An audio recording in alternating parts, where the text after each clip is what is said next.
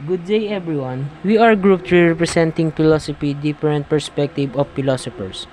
Saint Augustine, René Descartes, and John Locke. First, let's talk about Saint Augustine. Saint Augustine believed that we should have a deep respect for God called the fear of God.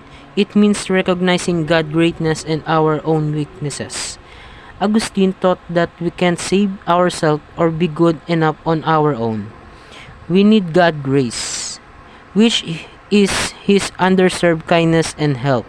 Living by God's grace means relying completely on His love and mercy for forgiveness and transformation. It's about recognizing our need for God and trusting in His power to change us. Also, Augustine inherited the notion that philosophy is the love of wisdom and pursuit of happiness from the ancient thought, both pagan and Christian.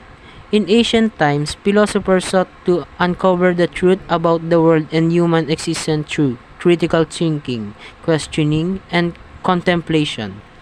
They believed that by gaining wisdom and understanding the true nature of things, individual could live in accordance with that knowledge and achieve fulfillment and happiness. Augustine's understanding of philosophy as a pursuit of wisdom aligned with his Christian worldview, where the ultimate goal was union with God.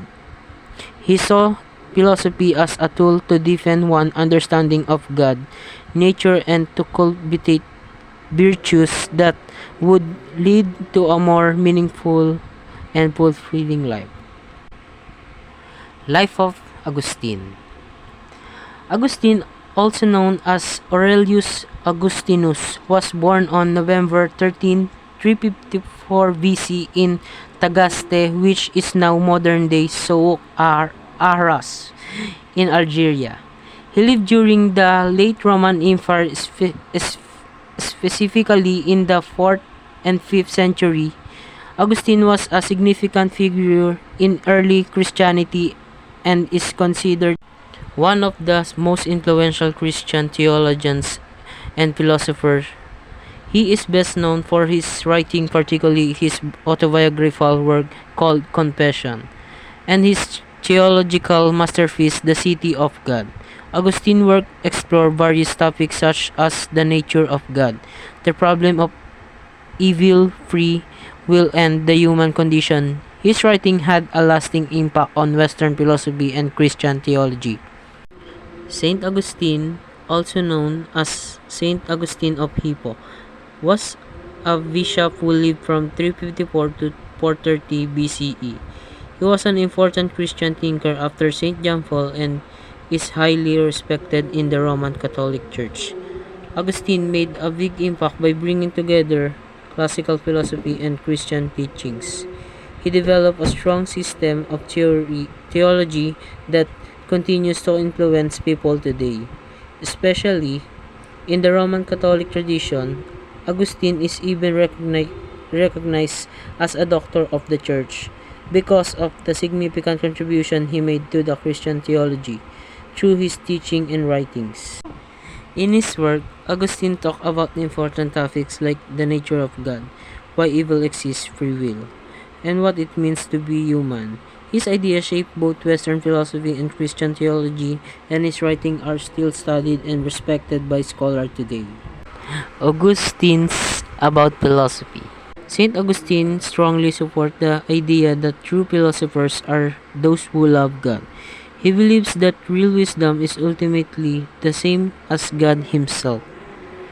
He finds agreement with both the Apostle Paul and the philosopher Plato regarding the notion that true wisdom leads to an understanding of the divine nature of God. For Augustine, the pursuit of wisdom is a means to know and connect with God. In his early writings, Saint Augustine had some issues with certain philosophical systems, particularly the Hellenistic materialist ones.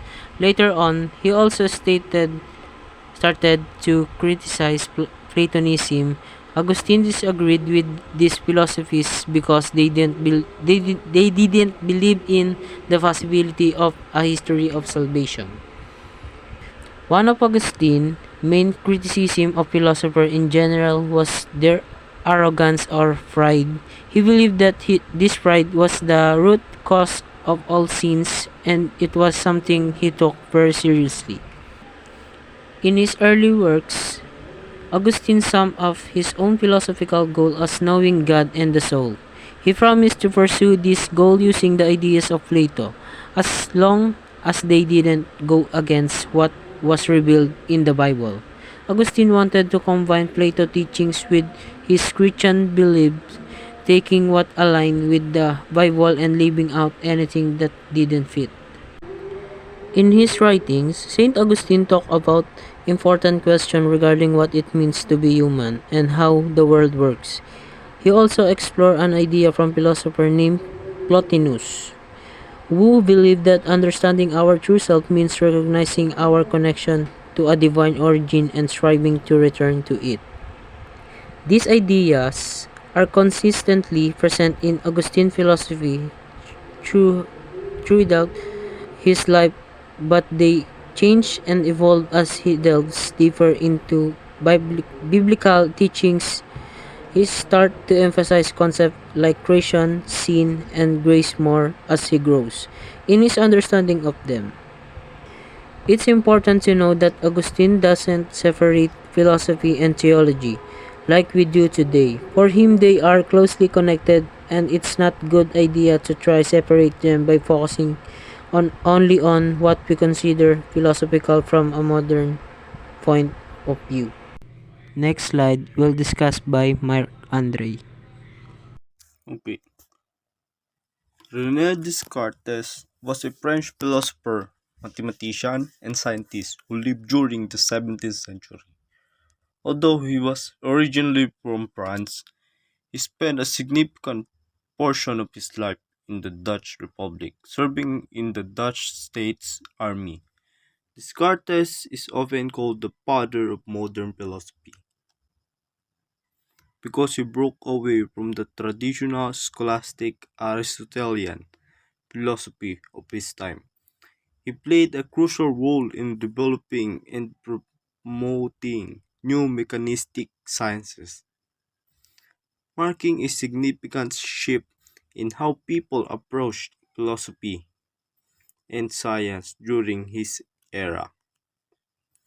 For the next slide, here for the next slide, Descartes, Descartes, a key figure in philosophy, start with a fundamental idea. I think reasons that since thoughts are inseparable from him, he must exist. This famous concept is expressed as cogito ergo sum, in English meaning I think, therefore I am. Descartes defines thought as anything happen in a person's mind of which they are immediately aware. So according to him, the act of thinking is the undeniable proof of one's existence. Okay, for the next slide. Descartes, Descartes believed that our waking thoughts are different from dreams, arguing against the idea that an evil force could create a deceptive external world. His, his influence came from theology and physics.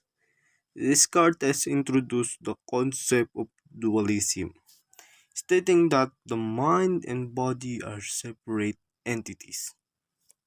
This idea, known as Cartesian dualism, became a signature doctrine and greatly influenced later Western philosophies, exploring the distinct relationship between the mind and the body. The next slide. Descartes proposed that substances are truly distinct if each can exist independently. Applying this, he reasoned that God is separate from humans, and within a human, the body and mind are also distinct. He argued that significant differences between the extended nature of the body and the unextended material nature of mind make them ontologically distinct. While the body is divisible, the mind, according to Descartes, is utterly indivisible, making it a singular and complete thinking entity. For the next slide,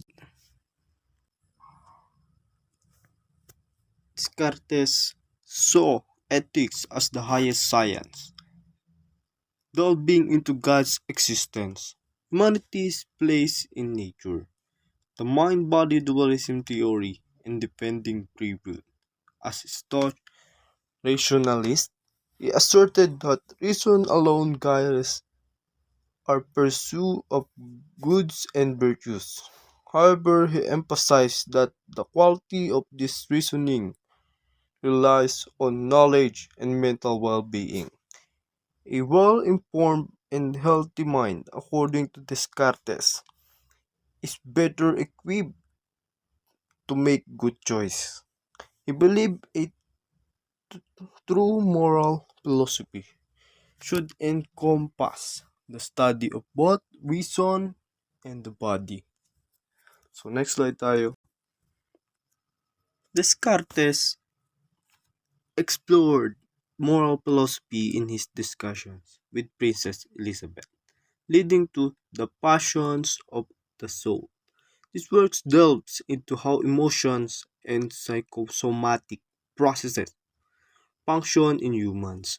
Descartes' ideas on human passion became the foundation for Cartesianism, influencing subsequent philosophers.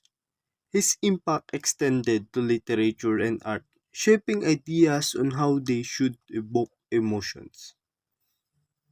Descartes suggested that humans should pursue the sovereign good, identified with virtue, which brings solid happiness, while Epicurus considered pleasure the highest good. Descartes argued that virtue, according to Zeno, produced a superior spiritual pleasure surpassing bodily pleasure. This perspective influenced his followers and left a lasting mark on ethical philosophy.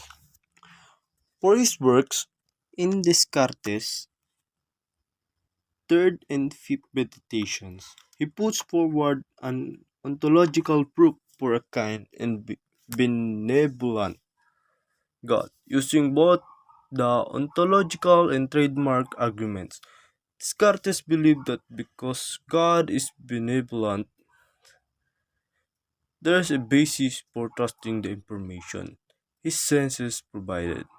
God, in his view, gave him a reliable mind and sensory system and doesn't intend to deceive him. This trust in benevolent God serves as the foundation for Descartes to establish the possibility of gaining knowledge about the world through deduction and perception. In his work, Meditations on First Philosophy, Descartes presents two proofs supporting the existence of God, contributing to his philosophical framework. For the next slide, Descartes presents a proof for the existence of God based on the idea of supremely perfect and infinite being. He argues that among all the ideas he possessed, the one he has of God it is the most true, clear, and distinct. It is important to note that Descartes, being a devout Catholic, aimed to defend the Catholic faith through his work, particularly in the Meditations. His philosophical exploration, including proofs, for God's existence was intertwined with his religious beliefs and a desire to reconcile faith with reason. Next slide tayo for John Locke. John Locke is an English philosopher and physician. Played a significant role in the Enlightenment era, earning him the title Father of Liberalism. Following the empiricist tradition, he challenged prevailing ideas and contributed to social contract theory. Locke's impact extended to epistemology and political philosophy, influencing thinkers like Voltaire, Jacques Rousseau, and the American revolutionaries. One notable aspect of Locke's belief is empiricism, emphasizing observation and evidence. He credited with establishing the method of introspection, encouraging people to observe their own emotions and behaviors. Locke's ideas, particularly his contributions to classical republicanism and liberal theory, are reflected in the United States Declaration of Independence. For the next slide, according to John Locke, an essay concerning human understanding, he argues that our experiences, especially in early childhood, leave lasting impacts on our identity. He believes that the association of ideas formed during youth are crucial because they serve as the foundation of who we become. Locke emphasized the importance of these early impressions, cautioning against allowing misleading or frightening associations. For instance, he warns against letting a child believe in goblins associated with darkness, as it could lead to lasting fears. In essence, Locke is highlighting how these initial associations shape our understanding of the world and contribute to the formation of our identity, starting with a blank slate of tabula rasa. For the next slide, associationism, a theory introduced by John Locke, became influential in the 18th century, especially in educational theory.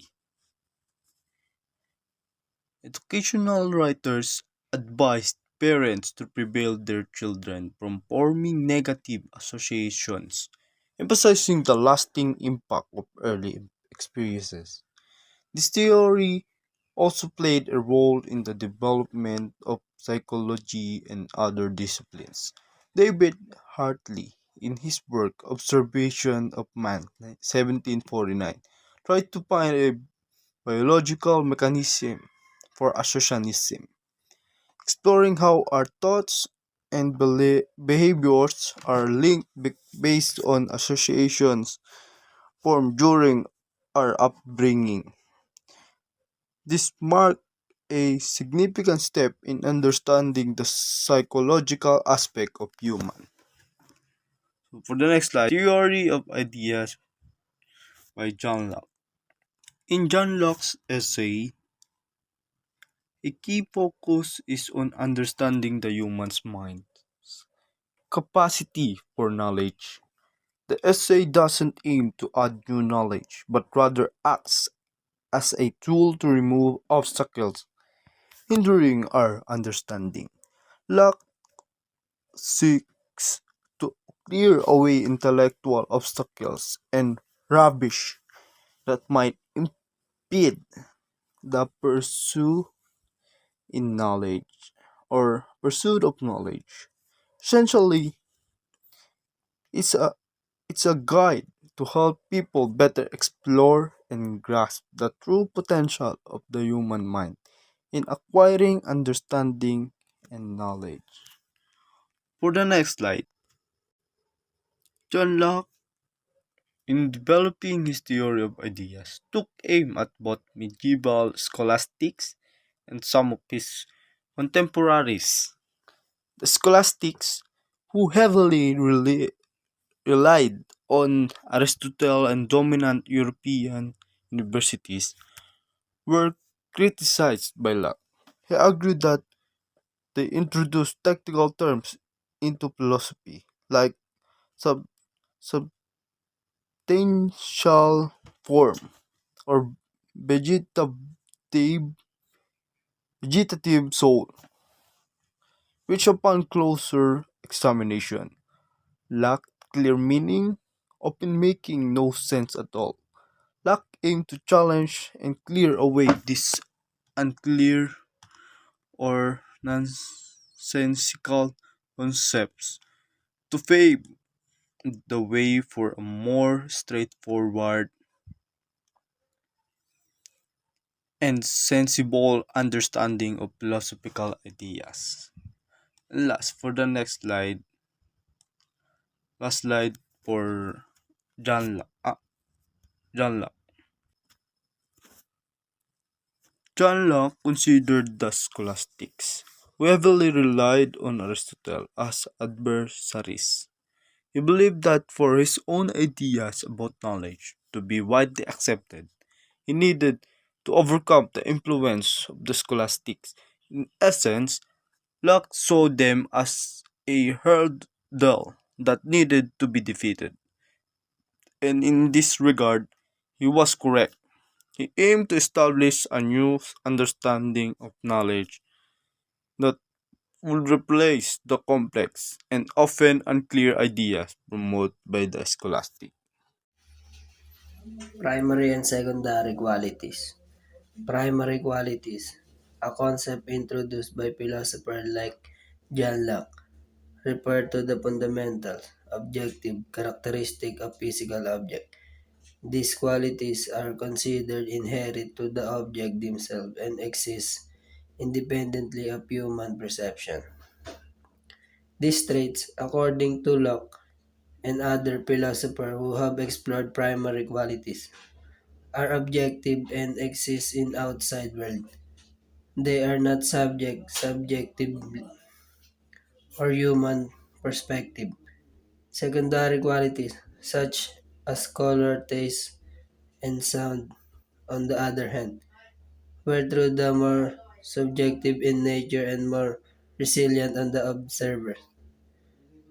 Sensory perception, the philosophy of perception and investigation of how we instruct that the physical world both depend on the distinction between primary and secondary qualities.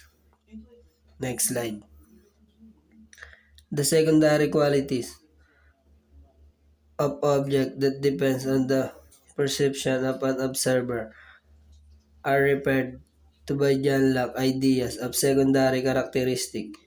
These characteristics range from color to taste to texture to sound. Secondary qualities are viewed as characteristics that develop in the interaction between the object and the pervasive sense, in contrast to primary qualities, which are true to be inherent in the item itself. The subjective nature of secondary traits is highlighted by the fact that they essentially resilient on our sensory perception and might differ from person to person. Personal identity. John Locke claimed that personal identity is not founded on the continuity of substance or the soul, as some earlier philosophers believed, but rather on the continuity of awareness. His theory of personal identity is sometimes stated in terms of his idea of consciousness. Here's the explanation first is Locke proposed that personal identity is rooted in an individual continuity of consciousness. Memory plays a central role in Locke's theory. Locke's theories allowed for the possibility of temporary interruption in consciousness, such as during sleep or unconsciousness due to injury. In summary, John Locke's idea of personal identity is intimately related to consciousness, continuity, and memory's role in bridging a person's past and present selves. Later, consideration of personal identity in philosophy and psychology have been greatly influenced by it. What is association of ideas? For the influential section of a book 2 is Locke's treatment of the association of ideas. Ideas, Locke observes, can become linked in the mind in such a way that having one idea immediately leads one to form another idea, even though the two ideas are not necessarily connected with each other. Instead, they are linked through their having been experienced together on numerous occasions in the past. The physiological tendency to associate ideas through experience, Locke says, has important application for the education of children. In order to learn to adopt good habits and to avoid bad ones, children must be made to associate rewards with good behavior and punishment with bad behavior. Investigation into the associations that people make between ideas can reveal much about how human beings think. Through his influence on researchers such as the English physician David Hartley 1705-57, Locke contributed significantly to the development of the theory of associationism or associationist psychology in the 18th century. Association has remained a central topic of inquiry in psychology ever since. Association of idea, also known as the association of thoughts or mental association, is a concept in philosophy that explore the way ideas and thoughts are connected. Link in the human mind, it refers to tendency of one idea to lead or bring about another idea, creating a chain of association. In this slide 3, what is language? Having shown to his satisfaction that no idea requires for its explanation to hypothesis of innate ideas, Locke proceeds in Book 3 to examine the role of language in human mental life. His discussion is the first sustained philosophical inquiry in modern times into the notion of linguistic meaning. As elsewhere, he begins with rather simple and obvious claim but quickly proceeds to complex and continuant ones. Words, Locke says, stand for ideas in the mind of the person who uses them. It is by the use of words that people convey their necessarily private thoughts to each other. In addition, Locke insists nothing exists except particulars or individual things. There are, for example, many triangular things and many red things, but there is no general quality or property over and above these things that may be called triangularity, or redness. Nevertheless, A large number of words are general in their application, applying to many particular things at once. Thus, word must be labeled for both ideas of particular things, particular ideas, and ideas of general things, general ideas.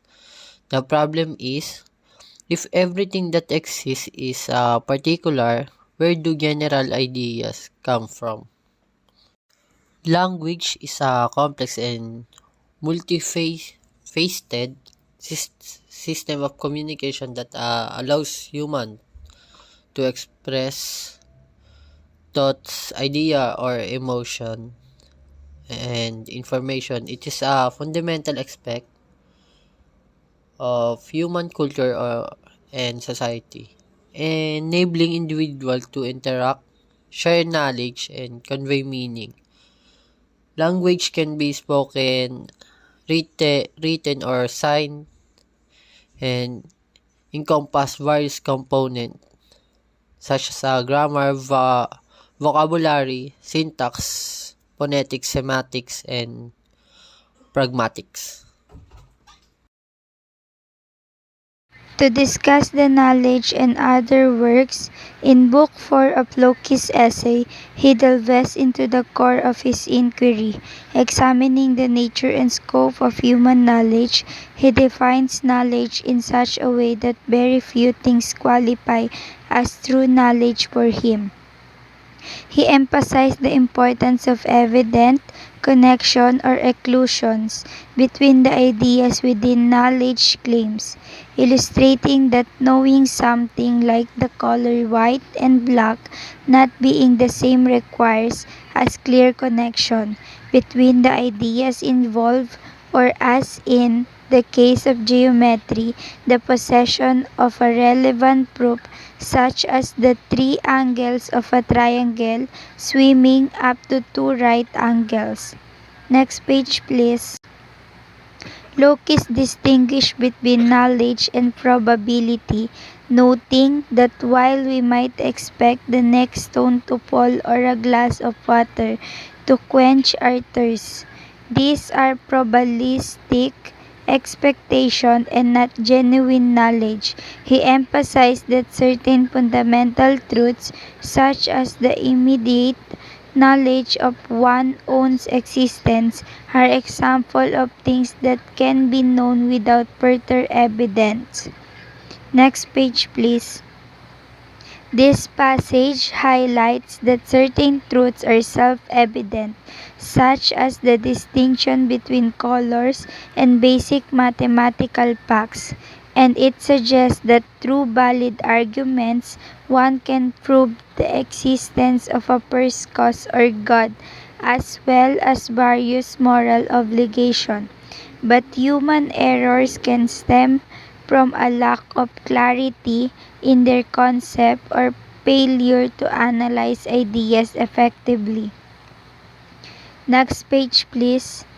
This passage suggests that human susceptibility to enthusiasm, accepting claims without logical supports, can lead to confusion. It also highlights a challenge raised by Loki.